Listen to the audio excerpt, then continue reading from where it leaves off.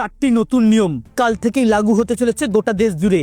যদি আপনার কাছে ভোডাফোন, এয়ারটেল, আইডিয়া, বিএসএনএল যে কোনো সিম থাকুক না কেন, তাহলে জানা মূলত আপনার একান্ত প্রয়োজন। কারণ এর মধ্যে এমন একটি নিয়ম লাগু হতে চলেছে যার ফলে আপনার অতি মূল্যবান নাম্বারটি আপনার অজান্তেই বন্ধ হয়ে যেতে পারে। শুধু তাই নয়, এর সাথে এমন একটি নিয়ম লাগু হতে চলেছে যার ফলে গরিব মধ্যবিত্ত পরিবারদের মুখে ফুটতে পারে হাসি। অতি স্বল্পক্ষণের ভিডিও, মোটেও স্কিপ না করে শেষ পর্যন্ত দেখবেন যদি আপনার কাছে এয়ারটেল, আইডিয়া, ভোডাফোন বা বিএসএনএল সিম থেকে থাকে। আলোচনা শুরু করার পূর্বে আপনাদের কাছে একটা রিকোয়েস্ট, ভিডিওটিকে অবশ্যই একটি লাইক করে জনস্বার্থে প্রচুর শেয়ার করবেন, কারণ আপনার একটা শেয়ার দ্বারা অন্যজনের জানতে অনেকটাই সুবিধা হবে। চলুন দেখে নেওয়া যাক বিস্তারিত।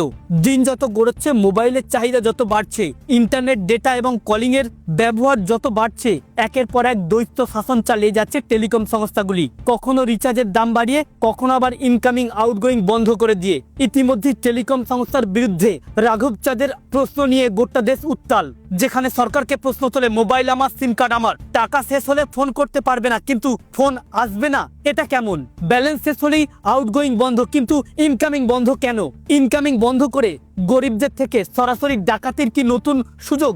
জনমুখে তৈরি হচ্ছে ক্ষোভের আঁচ। এ বিষয়ে সরকার চুপ কেন? কি চুক্তি রয়েছে সিম কোম্পানির সঙ্গে? এই প্রশ্ন নিয়ে যখন গোটা দেশ উত্তাল, অন্যদিকে সরাসরি বন্ধ হয়ে যেতে পারে আপনার অতি মূল্যবান নাম্বার। হ্যাঁ, যদি আপনি 90 দিন বা 3 মাসের অধিক রিচার্জ না করেন, তাহলে সরাসরি বন্ধ হয়ে যেতে পারে আপনার মোবাইল নাম্বারটি। সেটা পরবর্তী সময় অন্যজনের নামে অ্যাক্টিভ হয়ে যেতে পারে। তখন আপনি ঘোর সমস্যার মধ্যে পড়তে পারেন। সিম কার্ডকে বাঁচাতে হলে আপনাকে 90 দিনের মধ্যে 10 টাকা বা 20 টাকা অন্তত রিচার্জ করতেই হবে। এই নিয়মেতেই প্রশ্ন তুলেছে রাঘব চাঁদ। অন্যদিকে বলা হচ্ছে এবার থেকে কেওয়াইসি ছাড়া সিম আর পাবেন না।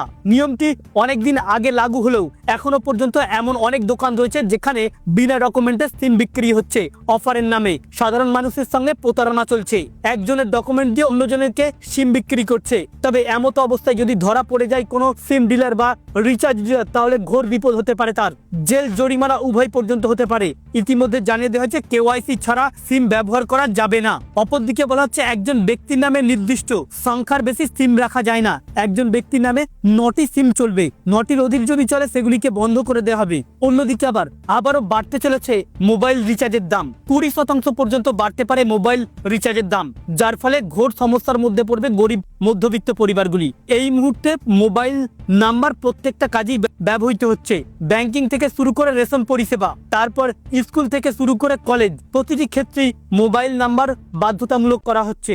আর এমত অবস্থায় রিচার্জের দাম বাড়লে আরো সমস্যার মধ্যে পড়বে সাধারণ মানুষ। তবে এই মুহূর্তে গোটা দেশে সবাই গর্জে উঠেছে, টাকা শেষ হলে ফোন করতে পারবে না, ফোন আসবে না, এই নিয়মটি বন্ধ করতে হবে।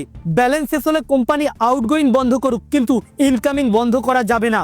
গর্জে উঠেছে এবার সকল দেশবাসী। যদি আপনিও চেয়ে থাকেন প্রতিবাদ করতে, তাহলে ভিডিওটিকে শেয়ার করবেন এবং #চেঞ্জ টেলিকম রুলস হ্যাশট্যাগ লাগিয়ে ভিডিওটিকে এতটা শেয়ার করবেন যাতে সরকারের নজরে পড়ে এবং যাতে বাধ্য হয়ে যায় এই অহেতুক নিয়মগুলি বন্ধ করতে। যদি আপনিও চেয়ে থাকেন যে রিচার্জ না করলে সিমটি না বন্ধ হয়, রিচার্জ না করলে ইনকামিং না বন্ধ হয়। তো ফ্রেন্ডস, এই ছিল আজকের আপডেট। আমাদের উদ্দেশ্য ছিল এই আপডেটটি আপনাদের সামনে উপস্থাপন করা, যাতে আপনারা জানতে সুবিধা হয়ে থাকে এবং সকলে মিলে প্রোটেস্ট করে যাতে বাধ্য করাই সরকারকে এই নিয়মগুলি বাতিল করতে। আমাদের উদ্দেশ্য ছিল এই আপডেটটি আপনাদের সামনে উপস্থাপন করা, যাতে আপনারা জানতে সুবিধা হয়ে থাকে। ভালো লেগে থাকলে ভিডিওটিকে অবশ্যই একটু লাইক করে শেয়ার করবেন। Thank you friends, thank you for watching.